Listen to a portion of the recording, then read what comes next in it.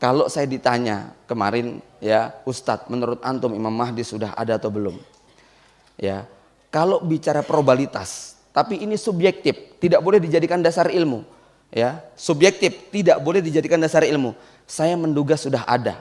Probabilitasnya mungkin 90%. Ya, 9/10. Tetapi kita tidak tahu dia ada di mana, umurnya berapa, kita tidak bisa memastikan. Sekali lagi, yang namanya probabilitas mengandung kemungkinan iya, kemungkinan tidak.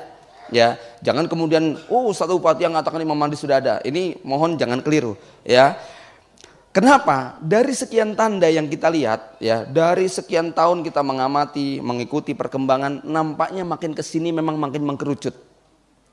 Namun ada satu tanda yang nanti kita tidak bisa menyangkal bahwa memang Imam Mahdi sudah ada. Tanda-tanda itu banyak, tapi di antara sekian tanda, maka ada satu tanda yang ini mutlak dan pasti bahwa Imam Mahdi memang sudah ada di tengah-tengah kita. Selama tanda ini belum muncul, jangan pernah melakukan pemastian. Apalagi seperti Jabar Bolusi yang menggambarkan tanggal berapa Oktober? 24 ya, 24 atau 23 Oktober Imam Mahdi akan keluar. Ya, ini waliyazbillah, ya, kita tidak ingin menjadi peramal, ya. Sebab memang bukan seperti itu cara kita memahami nubuat akhir zaman. Bapak Ibu jamaah rahimakumullah, fenomena yang terjadi di Arab Saudi pasca wafatnya Raja Abdullah memang mengalami perubahan politik yang cukup drastis. Bagaimana Raja Salman memang memiliki kebijakan-kebijakan yang berbeda. Tidak bisa dipungkiri bahwa di era Abdullah dan sebelumnya, kebijakan-kebijakan itu sangat pro dengan Barat. Kita akan melihat banyak sekali foto-foto Raja Abdullah berangkulan, berciuman dengan George Bush, dengan Obama, ya. Hal yang tidak terjadi pada zaman Raja Salman. Kita lihat bagaimana Obama datang, kemudian azan asar berkumandang, ditinggal oleh Raja Salman. Raja Salman menurut satu riwayat, beliau umur 10 tahun sudah hafid Quran. Beliau levelnya itu hanya gubernur, tidak layak sebetulnya kemudian tiba-tiba naik sebagai seorang amir. Tetapi faktor kebijakan dan kebiasaan di Arab Saudi menjadikan beliau kemudian diangkat sebagai raja yang paling tepat dibandingkan calon putra mahkota yang lain. Nah, lalu kebijakan-kebijakan beliau ini sangat berbeda. Terlepas ada perbedaan pendapat di antara para ulama mujahidin, tapi kebijakan Salman hari ini jauh lebih menguntungkan umat Islam dan membuat jengkel orang kafir. Ya, baik itu Amerika sebagai pihak Romawi maupun Iran sebagai pihak Persia. Itu bisa dilihat bagaimana ancaman-ancaman Saudi terhadap Iran, terhadap Yaman, terhadap Bashar Assad. Ini sangat kentara sekali. Wallahu a'lam bishawab. Imam Mahdi yang akan Allah tempatkan di kota Mekah pasti akan didukung oleh orang-orang yang memiliki ideologi Imam Mahdi. Melihat kondisi penguasa Saudi pada zaman dulu, ya, beberapa tahun yang silam, yang kayak gitu, yang lebih pro kepada Barat, nampaknya mustahil itu akan terjadi. Namun kalau Allah menghendaki, maka persiapan itu sudah Allah lakukan. Ya, pengkondisian masyarakat itu sudah dibentuk. Sebagaimana Syria. Suriah kalau kita baca 20-30 tahun yang silam, kondisi waktu dipimpin oleh Bashar dan Hafid Assad, lalu kita baca nubuat bahwa itu akan menjadi pusat pemerintahan Imam Mahdi, akan terjadi tempat malhamatul kubro, nampaknya mustahil. Kenapa? Masyarakatnya, anak mudanya tidak ada yang ke masjid. Masjid hanya dihuni oleh anak-anak kecil dan orang-orang yang 60 tahun ke atas. Ya, anak-anak mudanya ini betul-betul tenggelam dalam dunia hedonis. Kemudian mereka hidup di tengah rezim Suriah yang menghalalkan mut'ah. Kemudian mereka dipersulit untuk menikah. Maka anak-anak mudanya umur 30-35 masih bujangan semuanya. Ya. Dan banyak sekali dari mereka yang tidak bisa baca Quran. Bayangkan ya, beberapa ulama, beberapa ustadz kita yang dikirim ke Suriah, di sana tugasnya ngajarin anak-anak muda belajar baca Quran. Aneh bin ajaib. Orang Arab, bahasanya Arab, nggak bisa baca Quran, ya. Dan belajar baca Quran sama orang Indonesia, ini kan ajaib. Tetapi begitulah proses yang ingin Allah lakukan. Ternyata dalam hitungan 5 tahun sejak awal revolusi terjadi di Suriah, hari ini sudah menunjukkan perubahan yang sangat luar biasa. Yang seandainya konflik itu terjadi di Indonesia, nampaknya padam segera, itu ya. Kenapa? Karena secara geopolitik, sosial dan lainnya tidak memungkinkan untuk bertahan panjang.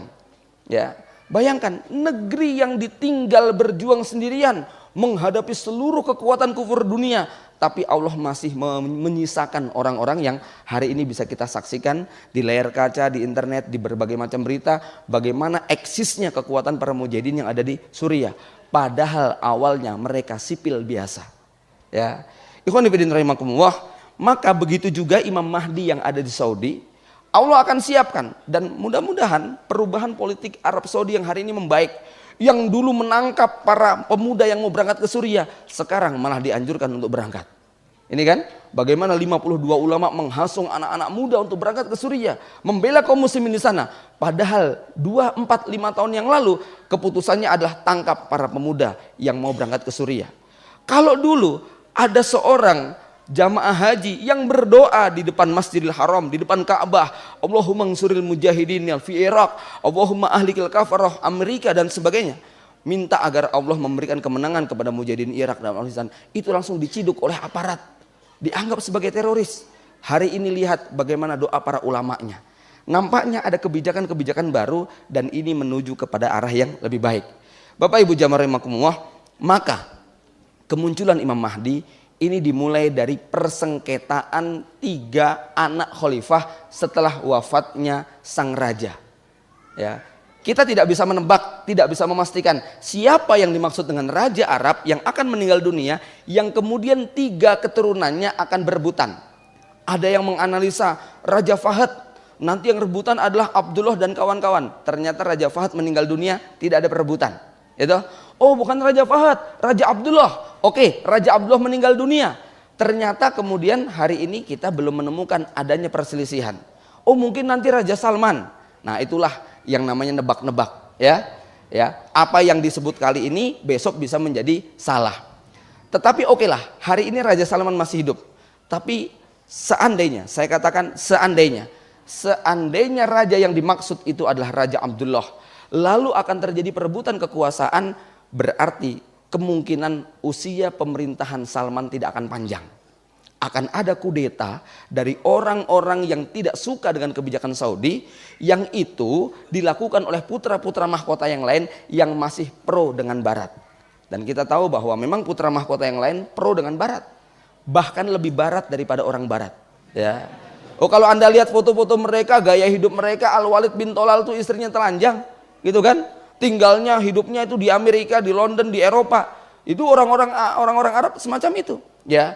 Nah, kalau mereka tidak tahan dengan kebijakan-kebijakan yang dilakukan oleh Salman, boleh jadi mereka lah yang akan merongrong. Atau yang kedua, kalau memang raja yang dimaksud dalam hadis ini adalah Raja Salman, ya, maka kemungkinan setelah wafatnya sang raja, nampaknya di bawah Raja Salman ini sudah siap saling cakar dan saling berebutan. Nah, kalau itu sudah terjadi, nampaknya nubuat berikutnya yang akan kemudian menjadi kenyataan, munculnya seorang pemuda yang bernama Imam Mahdi. Ya, jadi ketika kemudian terjadi perselisihan di antara putra mahkota, maka akan muncul seorang pemuda yang dia tidak punya keahlian memimpin sama sekali. Rasul menggambarkan laisa lahum mana'ah wala quwwah, tidak punya kekuatan, tidak punya prajurit. Dr. Ahmad Al-Mubayyad menjelaskan hadis yang berbunyi wa innallaha sayuslihuhu fi lailatin. Allah akan mereformasi Imam Mahdi dalam waktu 1 malam. Yang menurut Imam Ibnu Katsir bahwa Allah menerima taubatnya, menerima amalnya, tapi menurut Dr. Ahmad Al-Mubayyad bahwa Imam Mahdi bukan ahli maksiat. Muhammad bin Abdullah ini orang soleh dan taat, tetapi dia soleh secara personal, bukan soleh secara sosial. Dia soleh secara personal, ahli ibadah, ahli sholat, ahli qiraah, ahli macam-macam, tapi dia bukan panglima perang, bukan pakar ekonomi, bukan ahli strategi militer, bukan pakar sosial, sehingga dia ketika dipaksa oleh 7 orang yang mendekat. Jadi ada satu riwayat, tapi ini doif, 7 orang ini mendekat pada bulan Ramadan lalu mencari orang yang sama. Akhirnya mereka berangkat menuju Madinah. Nah kalau yang ini hadisnya sahih. Sampai di Madinah, kemudian penduduk Madinah mengatakan orang yang kamu cari sudah ke Mekah. Mereka balik ke Mekah, ya. Lalu penduduk Mekah mengatakan orang yang kamu cari baru saja ke Madinah, ya. Sampai bolak-balik 4 kali. Pas yang kemudian sampai ke terakhir kali ketika di Madinah dikatakan yang kamu cari baru saja ke Mekah. berangkatlah 7 orang ini menurut satu riwayat yang doif adalah 7 ulama dari berbagai negara yang ketemu tanpa janjian, ya. Tapi ini memang dikuatkan oleh Imam Al-Barzanji di dalam kitab beliau, ya. Dan kemudian 7 orang ini akhirnya berhasil menangkap Imam Mahdi. Begitu ditangkap langsung dikatakan, bukankah engkau Fulan bin Fulan, Muhammad bin Abdullah Al-Fatimi Al-Hasani Al-Quraisy? Lalu, pasti engkau yang dijanjikan oleh Rasulullah. Segera bentangkan tanganmu, kami akan berbaiat kepadamu. Tentu saja pemuda umur 40 tahun yang tidak punya kemampuan secara politik, sosial, ekonomi, militer dan sebagainya ketakutan. Oh, saya bukan yang kau maksudkan, saya Fulan bin Fulan Al-Ansori, saya pelajar biasa, saya bukan yang kau maksud. Kami yakin dari ciri-ciri kamu adalah Imam Mahdi. Segera bentangkan tanganmu atau kamu akan menanggung dosa seluruh umat Islam karena setiap hari darah mereka tertumpah. Kamu ingin darah ini terus tidak berhenti, ya? Akhirnya setelah dipaksa berdebat sampai larut malam, Imam Mahdi nyerah. Baik, kalau begitu aku terima baiat kalian. Ya, dibaiat lalu Imam Mahdi, lalu Imam Mahdi tertidur. Nah, waktu tidur itulah innallaha yuslihuhu fi lailatin. Allah menginstal, mereformasi Imam Mahdi dalam waktu 1 malam. Pagi bangun itu sudah memiliki berbagai macam keahlian. Jadi panglima militer, jadi pakar ekonomi, jadi ahli sosial, jadi ahli politik, jadi ahli strategi dan sebagainya. Nah, peristiwa inilah yang kemudian memunculkan satu huru-hara di bumi Syam. Ya, munculnya seorang penguasa bernama As-Sufyani. Sufyani ini orang Quraisy. Dia mengklaim sebagai satu-satunya pemerintahan yang sah. Di luar dia tidak sah. Ya, dia memaksa umat Islam di seluruh dunia untuk berbaiat kepada dia. Betapa marahnya dia berkuasa di Syam dan Irak, ya. Betapa marahnya As-Sufyani. Lagi-lagi jangan nebak-nebak, ya. Iya, ini jadi fitnah masalahnya kalau nebak-nebak, ya. Kita sebut saja sebagaimana dalam hadis, ya. Nabi tidak menjelaskan nama aslinya siapa, tetapi dia orang Quraisy, kemudian dia mengklaim sebagai khalifah, dia kemudian akan memaksa semua orang untuk tunduk dan taat. Yang melawan akan disembelih dan dibantai. Ya, ketika kelompok ini mendengar ada seorang laki-laki yang nggak punya track record berjihad kok diangkat sebagai khalifah, marah nggak kira-kira? Marah besar. Maka Sufyani kemudian mengirimkan sejumlah pasukan intel dan ahli ahli bombingnya, ya, pasukan pembunuh yang senyapnya untuk melacak keberadaan Imam Mahdi. Maka berangkatlah mereka dari Syam menuju ke Mekah. Ternyata sampai di Mekah upaya mereka ketahuan dan pasukan ini berhasil dikalahkan. Ya, begitu mendengar pasukannya berhasil dikalahkan oleh Imam Mahdi, padahal Imam Mahdi hanya 313 orang, seperti pasukan Badar, kekuatannya sangat lemah, tetapi mampu mengalahkan intel-intel yang dikirim oleh As-Sufyani. Maka Sufyani marah besar, lalu Sufyani berangkat sendiri dari Syam dengan pasukannya. Dan ternyata pada saat mereka sampai di Mekah, antara Madinah dan Mekah, di tengah-tengah yang namanya Al-Baida, Allah membuat tipu daya kepada mereka. Terjadi gempa bumi di Jazirah Arab yang luar biasa, dan kemungkinan itu berbarengan dengan peristiwa munculnya api dari bumi Hijaz. Maka inilah Bapak Ibu sekalian, tanda yang paling pasti. Kalau kita pengen tahu Imam Mahdi sudah muncul atau belum, tunggu berita gempa bumi di Arab Saudi yang mengeluarkan api yang ketinggiannya bisa dilihat dari jarak Bandung Makassar.